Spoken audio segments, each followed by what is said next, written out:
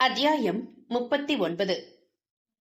யுகனின் ரௌத்திரமான கொலையாட்டத்தை நேரில் கண்டு இதயம் நடுங்கிட குழந்தையை கழுத்தோடு இறுக அணைத்துக் கொண்டு கண்களை இறுக மூடியபடி சுவற்றின் மூலையில் தேகம் குறுகி அமர்ந்து பேரச்சத்தில் நடுங்கிக் கொண்டிருந்தாள் யமுனா. இங்கோ குடல் தனியே இதயம் தனியே என உடலில் உள்ள ஒவ்வொரு பாகமும் லாரியில் அடிபட்டதைப் போல் நசுங்கி வெளியே சிதறி கொடூரமாய் இறந்து கிடந்த ஹென்ரியின் உடலை பார்த்து, அநியாயமா என் பையனை கொன்னுட்டியடா பாவி, நீ எல்லாம் நல்லா இருப்பியா? நெஞ்சை பிடித்துக் கொண்டு அழுது துடித்த ஆண்ட்ரோவை அழுத்தமாக பார்த்தபடி ஷூ காலில் ஒட்டியிருந்த குருதிகள் பழுப்பு வெள்ளை நிற டைல்ஸ் தரையில் அச்சிட்டு பதிய அவளிடம் நடந்து வந்த யுகன் அவள் எதிரில் ஒரு முட்டைக்கால் தரையில் பதித்து குத்திட்டு மண்டையிட்டு அமர்ந்தவனை கண்ணீரோடு ஏறிட்டவளின் முகத்தில்தான் எத்தனை வெறுப்பு, கோபம், ஆத்திரம்! அந்த ராஸ்கலுக்காக நீ அழுது துடிக்கிறதெல்லாம் பார்க்கும்போது எனக்கு காமெடியா இருக்கு. 1000 இருந்தாலும் பெத்த பாசம் இருக்கத்தானே செய்யும். ஆனா மத்தவங்களுக்கும் அதே பாசம் துடிப்பு இருக்கும்னு கொஞ்சமாவது நினைச்சு பாத்திருக்கியா நீ? மெல்ல மெல்ல குரல் மாறி கர்ஜனை செய்தவனை கண்டு அரண்டு போனாலும் இவ்வளவு தூரம் ஆன பின்பு இனி என்ன பயன் என்ற எண்ணத்தில் வெறுப்பு உமிழ பார்த்தாள் ஆண்ட்ரோ. இந்த நம்பர் 1 இடத்தை பிடிக்கத்தானே அத்தனை கொலையும் கொலை முயற்சியும். ஆனா உன்னால அந்த இடத்தை பிடிக்க முடிஞ்சுதா? இல்ல பிடிக்கதா விட்டுருவேனா? உன் முகத்திரைய கிழிச்சு பல வருஷம் ஆச்சு.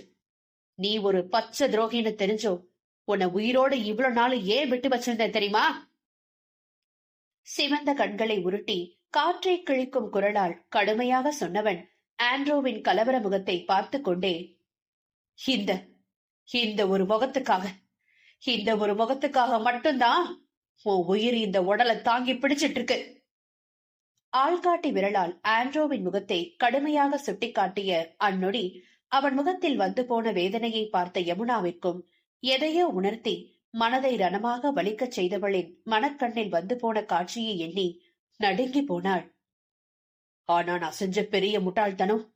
நீ எவ்வளவு பெரிய பாவின்னு தெரிஞ்சும் ஒரு நாள் நீ திருந்தி உன்னால நான் எழுந்த பாசத்தை நீயே எனக்கு திரும்ப கொடுப்பேன்னு பைத்தியக்காரத்தனமா ஏன் நம்பி என் அம்மாவையே நீ உன் சுயநலத்துக்காக கொண்டிருந்தோ அவங்கள மாதிரியே இருக்கேன்ற ஒரே காரணத்துக்காக மாம்னு உன் காலை சுத்தி வந்த பாத்தியா? அதுதான் நான் செஞ்ச மாபெரும் தப்பு. பற்களை நரவென கடித்துக் கொண்டு அதீத கோபத்தில் உருமியவனை முதலில் சிறு திகைப்போடு பார்த்தவள் பின் உண்மைகளை அறிந்தவனிடம் இனி ஏன் இந்த நாடகம் என்று ஏளனம் பொங்க பார்த்தாள் ஆண்ட்ரோ. ஓ, எல்லாம் தெரிஞ்சுதான் என்ன உயிரோட விட்டு வச்சிருக்க, ரைட்? எனக்கும் இத்தனை வருஷமா இந்த பொய்யான ஆண்ட்ரோகல்ஸ் வேஷம் போட்டு ரொம்பவே போர் அடிச்சு போச்சு. இனி நான் ஒரிஜினல் மியா லூனாவா உங்க எல்லாரையும் டீல் பண்ணிக்கலாம், அப்படிதானே?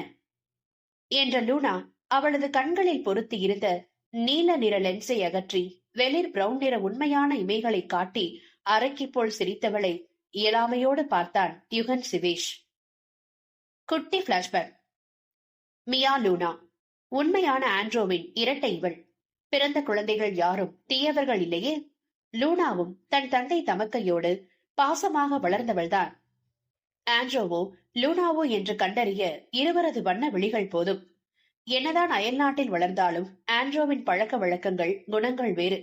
ஏழை, எளியவர் மற்றும் மாற்றுத்திறனாளிகள், குழந்தைகள் என எவருக்கும் தேடி தேடி ஓடி உதவி செய்யும் மனப்பான்மை உடையவள்.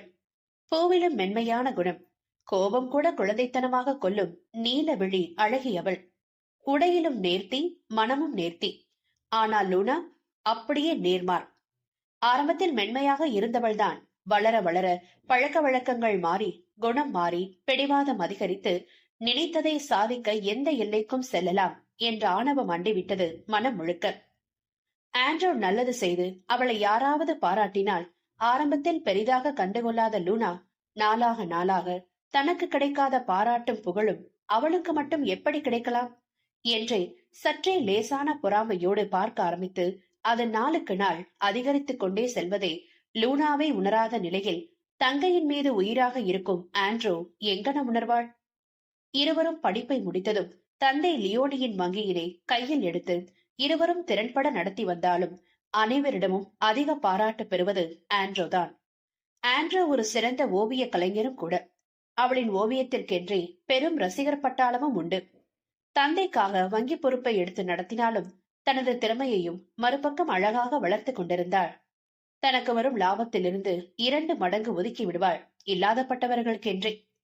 ஆரம்பத்தில் 2 ஆதரவற்ற பிள்ளைகளை அழைத்து வந்து நன்றாக பார்த்து கொண்டவள் பின் 2 4 ஆகி 4 8 ஆகி 8 16 பெருகி அனைத்து வசதிகளையும் உடைய அழகிய ஆசிரமம் ஒன்றையும் உருவாக்கியவளுக்கு உதவியாக லியோனியும் உடனிருந்தார்.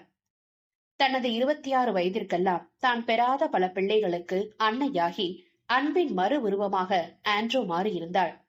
என்றால் இப்பக்கம் யாரும் எதிர்பார்த்திராத அளவிற்கு அரக்கியின் மறு உருவமாக மாறியிருந்தாள் லூனா. சிவராம பூபதி வீட்டில் பார்த்த பெண்ணின் மீது எவ்வொரு ஈர்ப்பும் இல்லாமல் சிறு வயது முதலே மிடில் கிளாஸ் வாழ்க்கையை வாழ்ந்தவருக்கு இனியாவது கொஞ்சம் வசதி வாய்ப்போடு நிம்மதியாக வாழ்ந்தால் நன்றாக இருக்கும் என்ற எண்ணத்தோடு வெளிநாடு ஓடி வந்தவர் தான் படித்த படிப்பிற்கு தகுந்தாற்போல் பேங்க் மேலாளராக ஆண்ட்ரோவின் வங்கியில் வேலையில் சேர்ந்தார். காலப்போக்கில் இருவருக்கும் இடையில் காதல் மலர்ந்து வாழ்க்கையின் அடுத்த கட்டம் செல்ல காத்திருந்தாலும் சிவராமன் மனதில் சிறு சுயநலம் இருக்கவே செய்தன. தான் ஆசைப்பட்ட வசதியான வாழ்க்கையோடு மாமனாரின் மங்களா வீடும் சொத்தும் சேர்த்து அழகான அன்பான மனைவியும் கிட்டிவிட்டது என்றதில் இருவரது திருமண வாழ்க்கையும் சிறக்க வைக்கவே பிறந்த மகன் யுகனோடு கணவன் மனைவி இருவரும் மகிழ்ச்சியாக வாழ்ந்து வந்தனர். ஆண்ட்ரோவின் உதவி மனப்பான்மையை பிடித்து அவளது இலகிய மனதை பார்த்து காதலில் விழுந்தவர் திருமணத்திற்கு பிறகும் அவளது சேவை மற்றும் ஓவிய திறமையை தடுக்கவில்லை. அதேபோல் தானும் பணத்தை சேர்த்து வைப்பதை நிறுத்தவும் இல்லை. ஆண்ட்ரோ என்றால் யுகனுக்கு உயிர். அதேபோல்தான் ஆண்ட்ரோவுக்கும். ஆங்காங்கே குடும்பமாக தனியாக என்று ஒவ்வொரு சூழ்நிலைகளுக்கும் ஏற்றாற்போல் விலை உயர்ந்த கேமராவின் மூலம் புகைப்படங்கள் எடுத்து கொண்டாடி வரும் மக்களுக்கிடையே ஆண்ட்ரோ தத்ரூபமாக தனது கை வண்ணத்தால் தங்களின் குடும்பத்தை ஒவ்வொரு சூழ்நிலைக்கு ஏற்றாற்போல் அழகாக வரைந்து தனது அறையெங்கும் மாட்டி அலங்கரித்து வைப்பாள். அதில் முக்கால்வாசி ஓவியங்கள் தானும் தன் மகனும் உள்ளதை போன்றும் யுகனின் குழந்தை பருவம் முதல் பெரியவனானால் எப்படி இருப்பான் என்பது வரை கற்பனையில் உழன்று தத்ரூபமாக வரைந்ததைக் கண்டு அதிசயித்து மகிழ்ந்தான் அந்த 13 வயது சிறுவனான யுகன். அதிலும் அந்த நீல விழிகள் தான் அவனது ஒவ்வொரு படத்திற்கும் உயிர் கொடுத்து தனித்துவமாய் காட்டியது. மா, நீங்க ரொம்ப அழகா டிராயிங் பண்றீங்க. நிஜமாவே நான் வளர்ந்தா இந்த அளவுக்கு ஹேண்ட்ஸமா இருப்பேனா என்றான் ஆவலாக. அதற்கு அழகான புன்னகையை அளித்த ஆண்ட்ரோ, தெட்டோவா இதே போல இருப்பியான்னு தெரியாது, ஆனா இப்படி நீ இருந்தா நல்லா இருக்கும் மனசுல பட்டுச்சு என்ற தாயை தொடர்ந்து, எனக்கும் உங்கள மாதிரி பியூட்டிஃபுல்லா டிராயிங் பண்ண கத்து கொடுக்கறீங்களாமாம். எது எப்படியோ தனது பெரிய வயது கெத்தான படத்தை பார்த்து ஓவர் குஷியாகி துள்ளி குதித்தான். ஓ கண்ணா, உனக்கு இல்லாததா, வா எப்படி என தனக்கு முன்னால் அமர வைத்து முதலில் சிறு சிறு வண்ண பூக்கள் தொடங்கி நாளுக்கு நாள் பென், பென்சில், வாட்டர் பாட்டில் பறவைகள் என்று ஆரம்பித்து கல் மண்ணிலிருந்து மனிதர்களையும் தத்ரூபமாய் வரையும் அளவிற்கு மகனையும் கைதேர்ந்த ஓவியனாக மாற்றியிருந்தாள் ஆண்ட்ரோ. அப்போதிருந்த சூழ்நிலையில் ஆண்ட்ரோவின் மனதில் எண்ணப்பட்டதோ மனக்கண்ணில் தோன்றிய அழகிய ஓவியமாக எங்கோ பிறந்து தனிமையில் அனாதையாக கஷ்டப்பட்டு கொண்டிருக்கும் குழந்தை யமுனாவின் முகத்தினை அற்புதமாக வரைந்து முடித்த ஆண்ட்ரோ, ஏன் இதை இப்போது காரணமின்றி வரைந்தோம்? இப்படி ஒரு அழகிய பெண் உண்மையாகவே இந்த உலகத்தில் இருப்பாளா என்ன என்ற யோசனையோடு தான் கற்பனையில் உருவாக்கிய 20 வயது அழகிய பருவ மங்கையின் முகத்தை உற்று உற்று பார்த்து கொண்டிருக்கும் போதே பள்ளி விட்டு வந்த யுகன் ஆண்ட்ரோவின் கையில் இருந்த படத்தை பார்த்து மெய்மறந்து விட்டான். What a beautiful girl mom, who is she? ஆண்ட்ரோவிடமிருந்து அந்த படத்தை வாங்கியவன் கண்களும் பெண்ணவளின் அப்போதைய கற்பனை உருவத்தை தன் அடி இதயம் வரை நிரப்பிக் கொண்டான். ஐ டோன்ட் நோ யுகன், மனசுல பற்றத வரைஞ்சேன். அது இவ்ளோ அழகான பொண்ணா வரும்னு நினைக்கல. பாரு எவ்வளவு அழகா இருக்கான்னு, எனக்கே ரொம்ப பிடிச்சிருக்குடா. இப்படி ஒரு பொண்ணு மற்றும் உண்மையாவே இருந்தான்னு வச்சுக்கோ, இந்த உலகத்துல எந்த மூலையில இருந்தாலும் சரி தேடி கண்டுபிடிச்சு கண்டிப்பா இவ்வளவு உனக்கு மேரேஜ் பண்ணி வச்சிருவேன் ஸ்லாகித்து கூறிய ஆண்ட்ரோவின் இத்தகைய சொல்லி யுகன் மனதில் இன்ப சாரல் வீச வைக்க போதுமானதாக அமைந்தது. அதன் பிறகு வந்த நாட்களில், மாம், இந்த கேர்ள சிரிச்ச மாதிரி டிரா பண்ணி காட்டுங்க என்னதான் நான் டிரா பண்ணாலும் நீங்க இவ்வளவு அழகா வரைகிற மாதிரி வரல. உதட்டை பிதுக்கிய மகனின் தலைமுடியை களைத்துவிட்டு அவன் கேட்டது போல் வரைந்து தந்தாள். அடுத்த நாள் வேறு சூழ்நிலையில், மா, இந்த பொண்ணு கூட நீங்களும் நானும் உள்ளது போல டிரா பண்ணுங்க என அவன் மனதுக்கு எவ்விதமாக எல்லாம் தோன்றுகிறதோ அம்மாதிரி எல்லாம் சொல்லி அடிக்கடி அன்னையிடம் வரைந்து வாங்கி தற்போது அவன் உபயோகிக்கும் தனி அறையில் மாட்டி அழகு பார்த்து வந்தான்.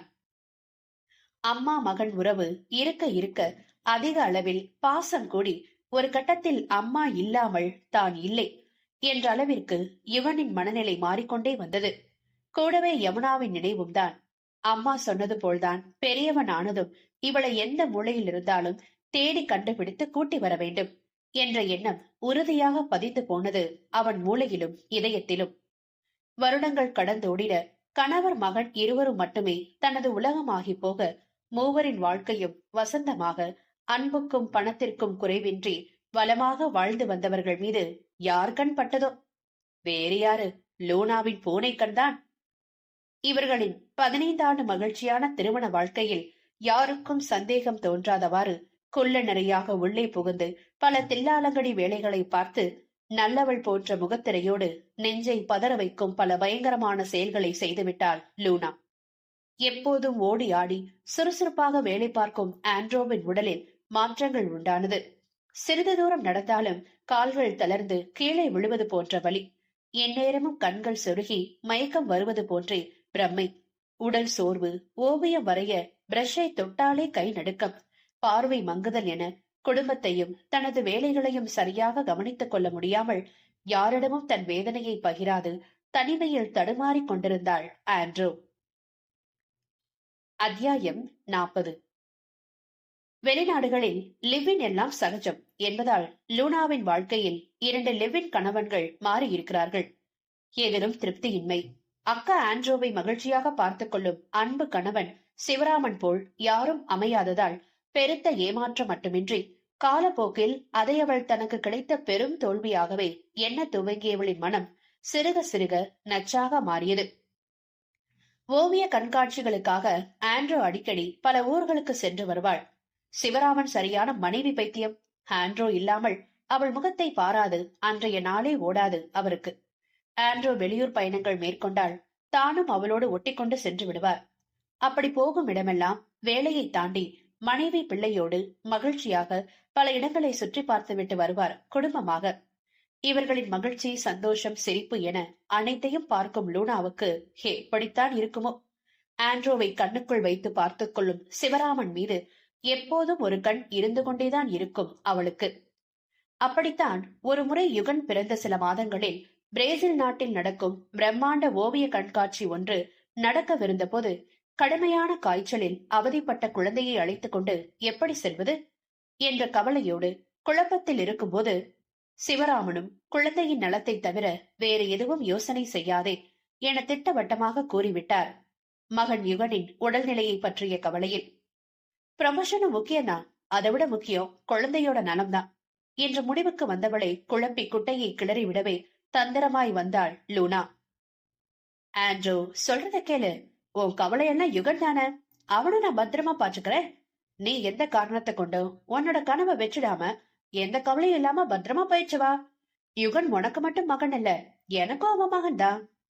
உருக்கமாக சொன்ன தங்கையின் தோள் மீது அயர்ந்து உறங்கிக் கொண்டிருந்த செல்ல மகனையும் லூனாவையும் கண்கள் கலங்க மாறி மாறி பார்த்தாள் ஆண்ட்ரூ. ஆனா லூனா, ஷிவ் ஸ்ட்ரிக்டா சொல்லிச்சாரு, முதல்ல குழந்தை அப்புறம்தான் மத்ததெல்லாம்னு. அவர் சொல்ல மீறி நான் எப்படி அவ்வளவு தூரம் போய் நிம்மதி இல்லாம 10 days ஸ்டே பண்ண முடியும்? இதுவரைக்கும் அவரையும் குழந்தையும் விட்டுட்டு நான் எங்கேயும் தனியா போனதில்ல, அவரும் விட மாட்டாரு. அப்படி இருக்க நான் சொல்லாம கொல்லாம போனா, அதுவும் யுகனுக்கு உடம்பு சரியில்லாத போது போனா அவரை மேல கோச்சுப்பாரு. கவலையாக ஆண்ட்ரூ சொல்வதை கேட்டு உள்ளுக்குள் எரிச்சல் பட்டாள் லூனா. ஷிவ் குழந்தை மேல உள்ள பாசத்துல உன்னை பிரேசில் போக வேண்டான்னு சொல்றாரே தவிர உன்னோட திறமைய முடக்கணும்னு அவர் ஒருபோதும் நினைக்க மாட்டாரு. அது உனக்கே தெரியுமே. உனக்கு என்ன, உன் இடத்துல இருந்து யுகனை கண்ண கருத்துமா பத்திரமா பாத்துக்கணும், அவ்வளவுதானே. நான் இருக்கும்போது உனக்கு என்ன கவலை? எப்படியாவது அவரை நான் சமாளிச்சுக்கிறேன், நீ போய் வெற்றியோட திரும்பி வா. சிரித்த முகமாக குழந்தை பையனை அன்போடு அரவணைத்துக் கொண்டு லூனா திட்டவட்டமாக சொல்ல, அதற்கு மேலும் மறுத்து பேச முடியாமல் லேசான கலக்கம் மனதினோரம் குடிகொண்டதோடு ஆண்ட்ரூ பிரேசில் சென்றாள் என்றால், இங்கு லூனா ஆண்ட்ரூவாக மாறி எவ்வித சந்தேகமும் தோன்றாதவாறு சிவராமனோடு வாழ்க்கையை தொடர்ந்தாள். அப்போது முதல் ஒவ்வொரு முறையும் எங்காவது ஏதாவது வேலையாக ஆண்ட்ரோவின் மனதை தந்திரமாக கலைத்து வெளியே அனுப்பிவிட்டு அவள் வாழ வேண்டிய வாழ்க்கையை இவள் நயவஞ்சகமாக வாழத் தொடங்கினாள். சிவராமனின் அக்கறையான அன்பு காலப்போக்கில் தீராத காதலாக மாறிப்போனது. ஆண்ட்ரோவை தோற்கடித்ததாக எண்ணி அற்பமாக மகிழ்ந்தாள் லூனா. கள்ள உறவின் மூலம் உண்டானவன்தான் ஹென்றி. அவனை பெற்று எடுப்பதற்காகவே ஸ்பெயின் நாட்டில் தனது நண்பையின் வீட்டில் தங்கி பெற்றுக் கொண்டவள் அங்கேயே அவனை ரகசியமாக வளர்க்கவும் தொடங்கினாள். அவளைப் போலவே விஷமாக. இதற்கிடையில் ஆண்ட்ரோ ஊரில் இல்லாத போது சிவராமனோடு கள்ளமாக வாழ்ந்து வந்தாள். வருடங்கள் ஓடியது. இவனுக்கு 16 வயதும் ஹென்றிக்கு 14 அரை வயதும் தொடங்கிய சமயம் அது. ஆண்ட்ரோவுக்கு கிடைத்த பேரும் புகழும் கூடவே உண்மையான காதலும் அன்பும் அக்கறையும், அதில் எதுவும் தனக்கு உண்மையாக கிடைக்கவில்லையே என்ற வெறி. இன்னும் எத்தனை நாளைக்குத்தான் இப்படி கள்ள உறவை நீட்டிப்பது என்ற எரிச்சல். இவன் இங்கு சீரும் சிறப்புமாய் தாய் தந்தையின் அரவணைப்போடு அன்பாக வாழ்ந்து கொண்டிருக்க, அங்கு தன் மகன் அனாதையாய் வளர்கிறானே என்ற தவிப்பான கடுப்பு. அவனால்தான் உனக்கு நியாயமாக கிடைக்க வேண்டிய அனைத்து பாசமும் கிடைக்காமல் போனது என்று ஹென்ரியின் மனதில் இவனை பற்றிய தவறான எண்ணத்தை வளர்த்தவள். அனைத்திற்கும் முக்கிய காரணம் ஆண்ட்ரோதான். அவள் உயிரோடு இருக்கும் வரையில் கடைசி வரை ரகசிய உறவில் வாழ்ந்தே தனக்கும் தன் மகனுக்கும் அங்கீகாரமின்றி போய்விடும் என்ற எண்ணத்தில் ஆண்ட்ரோவை கொல்ல திட்டமிட்டாள். அதற்கு ஏற்றாற் போல அப்போதும் பிரேசில் கண்காட்சி நடக்கவிருந்த சமயம் அது. ஆண்ட்ரோவுக்கு அர்சனிக் மற்றும் தாலியம் எனப்படும் ஒரு வகை பாஷாணத்தை அவளது உடலில் செலுத்தி அது இரத்தத்தில் கலக்க வைத்து பிரேசில் அனுப்பி வைக்கப்பட்டிருக்க, எப்போது போல் தங்கை மீது இருந்த முழு நம்பிக்கையோடு கணவன் பிள்ளையை விட்டு சென்ற ஆண்ட்ரோ போன ஒரே மாதத்தில் உடல்நிலை மோசமாகி பரிதாபமாக இறந்து போனாள். இது மனித இரத்தத்தில் காணப்படும் அசாதாரண உலோகப் பொருட்களாகும். ஒருவரது இரத்தத்தில் ஆர்சனிக் மற்றும் தாலியம் மிக அதிக அளவில் இருந்தால் மோசமான உடல்நிலை பாதிப்பு ஏற்பட்டு சில தினங்களில் உயிரை பறித்துவிடும் அளவுக்கு மோசமான விஷம் அது. பிரேசிலில் உள்ள பெரிய வீட்டில் அனாதை பிணம் போல் இறந்து கிடந்தவளை பார்க்கவோ தூக்கவோ ஒரு நாதையும் மற்ற நிலையில் உடல் அழுகி கிடந்தாள் ஆண்ட்ரோ. அனைத்தும் லூனாவின் ஏற்பாடுதான். அங்குள்ள வேலையாட்களை மொத்தமும் பேக்கப் செய்து ஆண்ட்ரோவுக்கு உதவியாக யாரையும் அந்த வீட்டு வாயிலை கூட தொட முடியாதபடி செய்திருந்தாள். கடுமையான வயிற்றுவலி, தலைவலி, கால்கை நடுக்கம் என வந்த நாளிலிருந்து வேலையில் கூட கவனம் செலுத்த முடியாது தனிமையில் அவதிப்பட்டவள் கணவனிடம் தனது வேதனையை சொன்னாள்.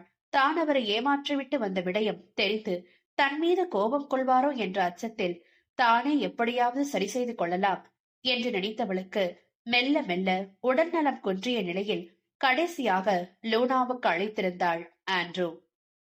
அப்போதுதான் அவளின் கொடூர பக்கத்தை சாகும் தருவாயில் அறிந்த நொடி மனம் ரணமாய் உடைத்து துரோகத்தால் அடிவாங்கிய வேதனையோடு கடைசியாக தான் வரைந்து வைத்திருந்த கணவன் மற்றும் மகனின் படத்தை பார்த்து கொண்டே கண்ணீர் சுவட்டோடு உயிரை விட்டிருந்தாள் ஆண்ட்ரூ. ஆண்ட்ரூ இனி எப்போதும் தன் வாழ்க்கையில் குறுக்கே வரமாட்டாள் என நன்றாக அறிந்து கொண்ட லூனா, தான் லூனாவாக இருந்தால் நிச்சயம் சிவராமனின் காதலை பெறவே முடியாது என்ற நிலையில், லூனா தன்னை போல் உங்களை ஏமாற்றித்தான் இல்லாத நேரத்தில் உங்களோடு பழகி பிள்ளையையும் பெற்று அவனை அனாதையாக விட்டு ஓடிவிட்டாள் என்ற பெரிய குண்டை அவர் தலையில் இறக்கிவிட்டு ஹென்ரியை அழைத்து வந்து அவர் முன்பு காட்ட உலகமே நின்று போன உணர்வு. எப்படி சாத்தியம்? நம்பவே முடியவில்லை அவரால். இப்படியும் ஒரு பெண் இருப்பாளா என்ற குற்ற உணர்ச்சியோடு ஆண்ட்ரூ தன்னை பற்றி என்ன நினைப்பாள் என கலவரத்தோடு அவளை பார்க்க, அவளோ என்னவோ பெருந்தன்மையாக அவருக்காக அனைத்தையும் மன்னித்து ஹென்ரியை ஏற்றுக்கொள்வதாக கூறவும், என்ன இருந்தாலும் நிஜ ஆண்ட்ரூ இலகிய மனம் கொண்டவள் தானே. ஏற்கனவே நிறைய பிள்ளைகளுக்கு ஓடி ஓடி உதவி செய்பவள். சொந்த தங்கையின் மகன் அனாதையாக தவிக்க விடுவாளா என்றெண்ணி இரு மனதாக ஒற்றுக்கொண்டவருக்கு ஏனோ சொல்ல முடியாத உணர்வுகள் இதயத்தை தாக்கி மனமுழுக்க கவலையில் ஆழ்ந்தது. இனி ஆண்ட்ரூ இல்லை என்ற தைரியத்தில் முன்பு போல் போலியான அக்கறையாக கூட இவனை கவனிக்காமல் விட்டவள் ஹென்ரியை அன்போடு பார்த்துக் கொள்வதைக் கண்டு சிறுவன் மனம் விரும்பினான். அவன் வீட்டிற்கு வந்ததிலிருந்தே இருவரும் எதிரும் புதிரும் தான். அதிலும் வீட்டில் யாரும் இல்லை என்றால் இருவரும் சரமாரியாக அடித்துக் கொண்டு உருளுவதை பார்த்து யுவனைத்தான் லூனா அடித்து விளாசுவாள். அதை வைத்தே சிவராமனிடமும் அவனை பற்றி கடினமாக குறை கூறி யுவனை வெறுக்க வைக்க முயல, காதல் மனைவி என நினைத்து அவள் பேச்சை தட்ட முடியாமல் அவளுக்கு ஏற்றாற்போல் லூனா முன்பு தன்னை காட்டிக்கொள்ள முயன்றவர் யுவனை எதுவும் சொல்ல மாட்டார். மாறாக ஹென்ரியின் திருட்டு நீல விழிகளை பார்த்தால் ஏனோ எரிச்சல் கூடும் அவருக்கு. வங்கி தொழிலில் நம்பர் 1 இடத்தை பிடிக்க கடுமையாக உழைத்தாள். நிறைய போர்ஜரி வேலைகளையும் பார்த்தாள். நாளுக்கு நாள் சிகரெட், மது என்றதோடு உடை, நடை, பாவனை என அனைத்தும் மாறி சிவராமனை கலக்கமுற வைத்தது. என்ன ஆண்ட்ரோ இதெல்லாம், நீ முன்னாடி மாதிரி இல்லையே என்று கேட்டாள். லைஃபை இப்பவே என்ஜாய் பண்ணிக்கணும் ஷிவ். மிஸ் பண்ணிச்சா என்ன அழுது புலம்புனாலும் திரும்ப கிடைக்காது. வேணும்னா நீங்களும் வாங்க, நல்லா என்ஜாய் பண்ணலாம். கட்டாயமாக அவரையும் இழுத்து யான் பெற்ற இன்பத்தை அவருக்கும் வழங்க முயல, நீ என்ஜாய் பண்ணு, எனக்கு வேண்டாம் என சிறுசிறுத்து செல்பவரை ஏளனமாய் பார்த்தாள். இப்போதெல்லாம் அவரது காதலும் கசந்து விட்டது. ஆண்ட்ரோ இருந்தவரை பொறாமையில் அவளோடு போட்டி போட்டவள் தாம் தான் இனி அந்த இடத்தில் வேறு யார் வரப்போகிறார்கள் என்ற மிதப்பு வந்ததும் சும்மா ஒப்புக்கு சப்பானியாக சிவராமனை உடன் வைத்துக் கொண்டு சுற்றி வந்தாள் லூனா. ஆனாலும் அவரது கட்டுமஸ்து தேகத்தின் மீதுள்ள மோகம் இன்னும் வடியவில்லை. ஒரு நாள் யுகன் ஆசையோடு ஓடி வந்தவன் யமுனாவின் படத்தை அவன் கற்பனைக்கு ஏற்ப வரையச் சொல்ல, பேனாவை கையில் எடுத்து ஒரு வட்டத்தையே சரியாக வரைய தெரியாதவளுக்கு தத்ரூபமாக பெண்ணை எப்படி வரைவது? வல்லென கோரை பற்களை காட்டி எரிந்து விழுந்து அவனை அடித்து துரத்திய அந்த நாளில் இருந்துதான் லூனா மீது சந்தேகம் துளிர துவங்கியதும் ஓர் நாள் தன் அன்னையின் ஓவியங்களை புரட்டியவனுக்கு உண்மை விளங்கியது. துரோகியின் உண்மை முகம். அத்தியாயம் 41. ஆண்ட்ரோவின் சிறப்பு ஆற்றலை, தனக்கு முன்னால் நடக்கப் போகும் எதிர்காலத்தை ஓவியத்தின் மூலமாக கைபோன போக்கில் வரைந்து வைத்துவிட்டு பின் இதை ஏன் வரைந்தோம் என்ற குழப்பத்துடன் உழல்வதுதான். அதுதான் தனது எதிர்காலம் என்று வரையும் அவளுக்கே உணர்த்தாமல் விட்டதுதான் விதியின் பிழையோ? மனம் சோர்ந்த நிலையில் ஆண்ட்ரோவின் ஓவியத்தை புரட்டிய யுகன் அதில் தனது வாழ்க்கையில் நடக்கவிருந்த ஒவ்வொன்றையும் படமாக வரைந்து படம் பார்த்தே முழுமையாக கதையை உணர்ந்து கொள்வதைப் போல் வரிசையாக அடுக்கி வைக்கப்பட்டிருந்ததில் லூனாவோடு பேசுவது தொடங்கி ஆண்ட்ரோ இல்லாத நேரத்தில் நடந்த ஆள் மாறாட்டம் அத்தனையும் படத்தில் தெளிவாக இருக்க, கூடவே ஒரு அறையில் பரிதாபமாக இறந்து கிடப்பதைப் போன்று தன்னையே முன்காலத்தில் வரைந்து வைத்தது எதுவும் அறியாத அப்பாவி மனதுக்காரியே ஈக்களும் எறும்புகளும் புழுக்களும் உணவாக்கிக் கொண்டிருந்தது. தன் அன்னை இறந்து விட்டாளா? நம்பவே முடியாத துடித்து போன யுகன் உடனே நாடியது தனது தாத்தாவைத்தான். என்ன ஏதென ஒன்றும் கூறாமல் பிரேசில் நாட்டிற்கு அழைத்துச் சென்றவன் தன் அன்னை இருந்த நிலையைக் கண்டு முதலில் கதறி அழுத சிறுவன் பின் இறுகி நின்றான். தாத்தாவாள் தன் மகளை இப்படி ஒரு கொடூர நிலையில் பார்க்க முடியாமல் பேரனை கட்டிக்கொண்டு அழுதவர் சிவராமனுக்கு தகவல் சொல்ல போகும் நேரம் தடுத்து விட்டான் யுகன். மாம் இல்லைன்னு தெரிஞ்சா என் டாட் தாங்க மாட்டார் கிராண்ட்பா. அதுக்காக என் பொண்ண பிளான் போட்டு கொண்ட பாவிய அப்படியே விட முடியுமா யுகன் என்றார் லூனாவின் மீது உண்டான கொலை வெறியில். ஆனா அவங்களும் எனக்கு மாம் தானே கிராண்ட்பா. மாம் தான் உயிரோட இல்ல. அவங்கள மாதிரியே இருக்க லூனாவ தூரம் நின்னாவது என் மாம் அவங்க முகஜாடையில உயிரோட தான் இருக்காங்கன்னு சின்ன சந்தோஷப்பட்டுக்கிறனே. கெஞ்சிய யுகனை அணைத்துக் கொண்டு கதறினார் அவர். மிருகத்திற்கும் தாய் பாசம் உண்டு. தனது தாயை போன்ற இன்னொரு தாய் மிருகத்தை பார்த்ததும் அது தனது தாய் இல்லை என உணர்ந்தாலும் தற்காலிகமாய் வந்து போகும் அந்த சிறிய நொடி பரவசத்தில் எப்படி அந்த குட்டி துள்ளி குதித்து மகிழ்ச்சி அடைகிறதோ அதே நிலையில்தான் யுகனும் இருந்தான். லூனாவின் முகம் மட்டுமே அவனது கடலளவு கொதிக்கும் கோபத்தையும் அடக்கி கையாள வைத்தது.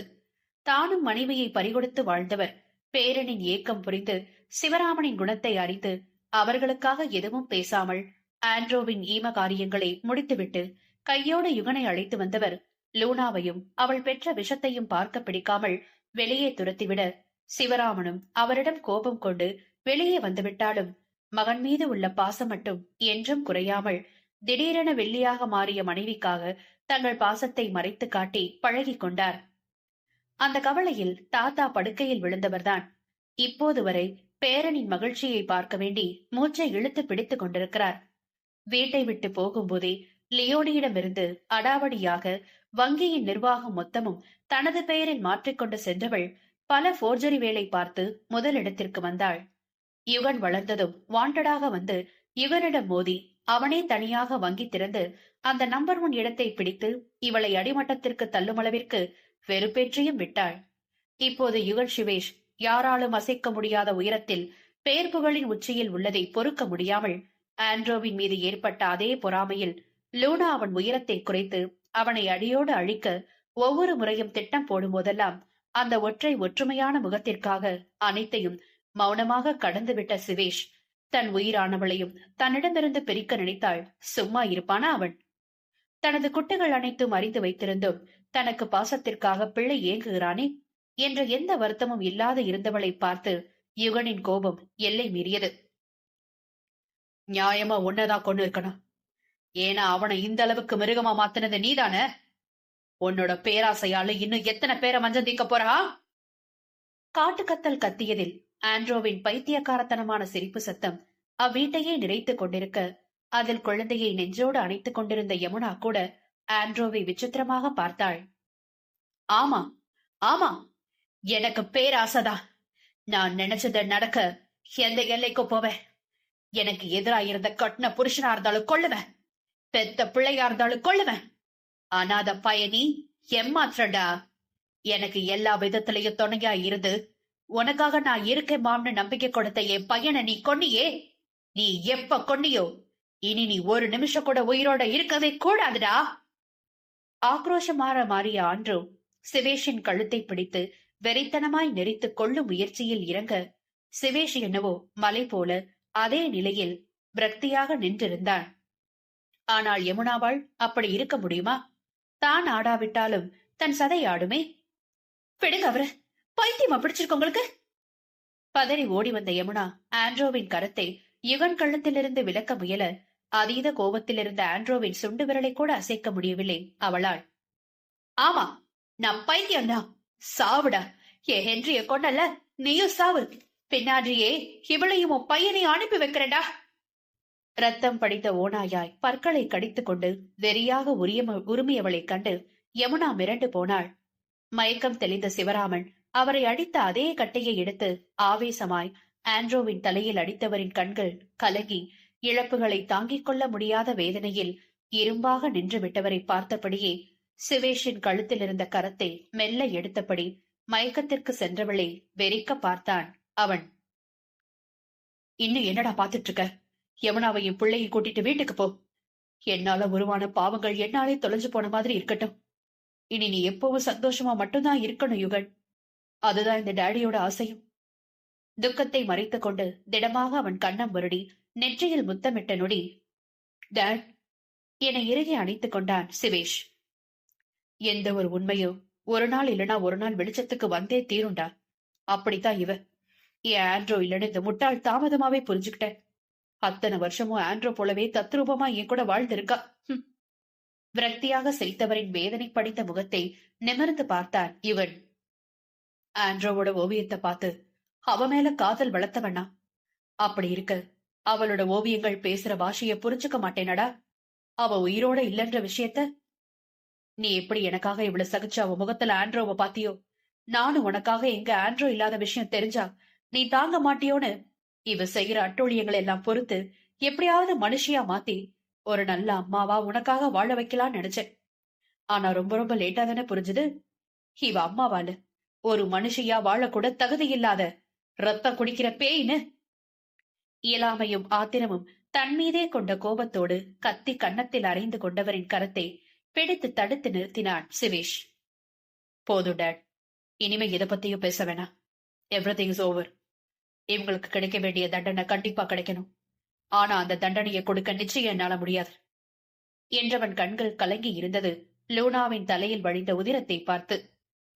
உன்னால முடியாதுன்னா என்னடா? இந்த கொடூரக்காரிய நானே என் கையால கொண்டுடுறேன். மனம் வெறுத்த நிலையில் வழிந்த கண்ணீரை தோள் சட்டையில் துடைத்துக் கொண்டு கட்டையை ஓங்கியபடி சென்றவரையும் வேகமாக தடுத்து விட்டான் சென்டிமெண்டல் ஃபூல். Date, no. ஒரு நொடியானாலும் குரல் நடுங்கி தழுதழுத்தவனின் அன்னை பாசத்தை எண்ணி யமுனா நெஞ்சு கணக்க கலங்கி கதறி போனாள். இந்த அர்த்தமில்லாத பாசத்தால தானடா இவ்வளவு இழப்போ என்றார். அவருக்கும் லூனாவை கொல்லும் தைரியம் இல்லாது. அவங்க எப்படியோ இருந்துட்டு போட்டு டேட். எனக்கு எப்பவும் என்னோட மாம் தான் டேட். நிலைக்குத்திய விழிகளை லூனாவின் முகத்தில் பதித்து கூறினான். லூனாவை எங்கு சேர்க்க வேண்டுமோ ஆட்களை வரவழைத்து அங்கு கொண்டு போய் பத்திரமாக சேர்த்துவிட கூறி உத்தரவிட யுகன் இப்போது யமுனாவை பார்க்க அவன் பார்வையில் என்ன உணர்ந்தாலும் நடுங்கி விட்டாள் அவள். பேபி கம், வீட்டுக்கு போலாம். கரத்தை நீட்டியபடி அவளிடம் அடி எடுத்து வைக்க, அங்கிள் பிளீஸ், இவங்கிட்ட இருந்து என்ன காப்பாத்துங்க.